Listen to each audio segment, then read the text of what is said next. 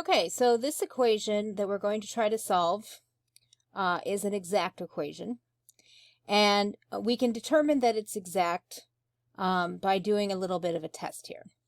So when you're trying to solve an exact equation, you want to put them in this form where you have a function of x and y multiplying dx, and you have a function of x and y multiplying dy. They need to be on the same side of the equation or the signs are going to be messed up, and the other side has to be equal to 0. So in this case, the function multiplying dx is called m, and the function multiplying dy is called n, as in Nancy. So what we're going to do is we are going to test to see if their derivatives are equal, their partial derivatives.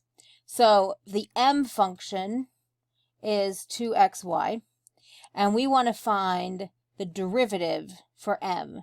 But if this equation is exact, the dx is telling you this is already the derivative for x.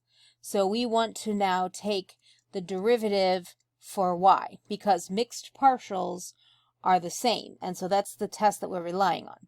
So if this is already derivative for x, the derivative for y is 2x. And then we also want to test the end function.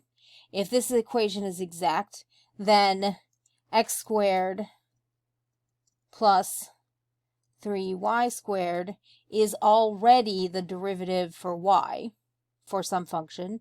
And so we want to test to find the derivative of this with respect to x.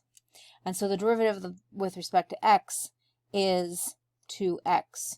The 3y squared, we don't do anything with it. There's no x in it. And so the derivative for x is 0 for that term. Okay, so, and we can see that our two functions our two derivatives are equal to each other. And so there is some function that we can find where m is the derivative for x and n is the derivative for y for the same function, because this function, the derivative for x and then y, and the derivative for y and then x are equal. Okay, so now that we've established that this is an exact equation, we need to find the function that originally produced this equation. And so there's more than one way to do this, but one way to do this is we're going to take the antiderivative of the m function, dxy, and we're going to find the antiderivative with respect to x. Now, this is only going to give us part of the answer, but it is going to give us a part that we need. So the antiderivative of this with respect to x, so treating y as a constant, is going to be x squared y. And then, because the derivative for 2x, the antiderivative for 2x is x squared, and then y is multiplied like a constant. But there's also going to be terms from the original function that contain y alone that we can't recover from the antiderivative for x. Because if you take the derivative of a function of any terms that contain only y, they disappear completely. So all that survives are terms that contain x. So this will get us one of the terms that contains x, but it won't get us any terms that contain y. Now, the other thing that we can do is we can approach this from the other angle. We can say, well, what if we take our n term and we find the antiderivative with respect to y?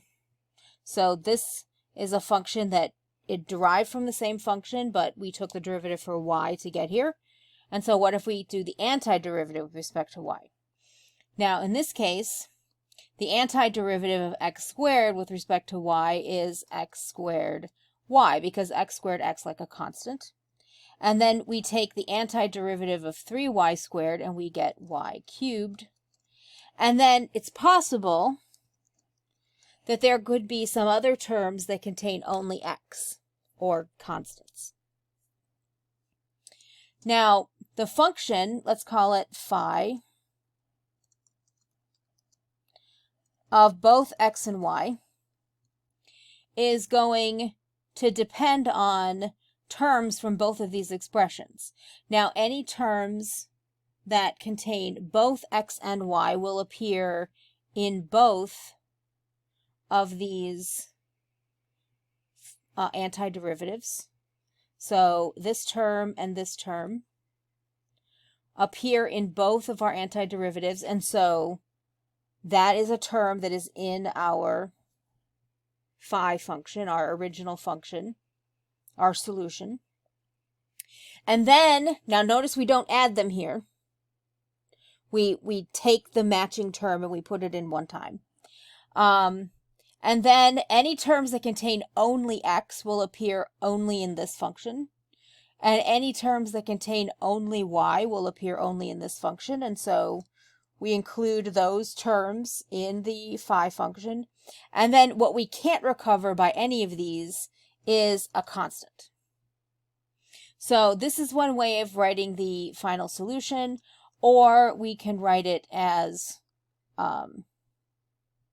x squared y plus y cubed equals some constant. Now, the signs will flip here, but essentially you can see that if I take this derivative with respect to x, this term disappears and all I get is 2xy. And if I take this derivative with respect to y, and I would get this.